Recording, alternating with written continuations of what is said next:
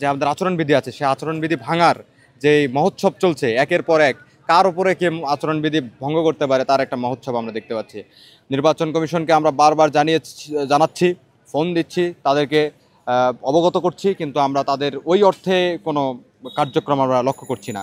তো এইভাবে যদি নির্বাচনের পরিস্থিতি চলতে থাকে তাহলে তো মানে এমন একটা হযবরল অবস্থা তৈরি হবে যে স্বতন্ত্র প্রার্থীরা আজকে আচরণবিধি লঙ্ঘন শুরু করবে, প্যানেলরা, আরও যারা রাজনৈতিক শক্তি আছে তারাও সবাই আচরণবিধি একসাথে লঙ্ঘন করা শুরু করবে। আপনারা জানেন এই ক্যাম্পাসে এর আগে ইসলামী ছাত্র শিবির যে আতরবিলি, তারপর হচ্ছে বিরিয়ানি মুরগি পার্টি, এবং গতকালও তারা একটা বিরিয়ানি পার্টি করেছে। তো এইরকম করে শিক্ষার্থীদের উপঢৌকন দিয়ে যে মানে শিক্ষার্থীদের মাথা কেনার যে চিন্তা ভাবনা, যাদের এই অশুভ চিন্তা নিয়ে যারা ছাত্র রাজনীতিকে সামনে দেখতে চায়, তাদের দ্বারা বিশ্ববিদ্যালয়ের পরিবর্তন কতটুকু সম্ভব এটা নিয়ে আমাদের যথেষ্ট সন্দেহ রয়েছে।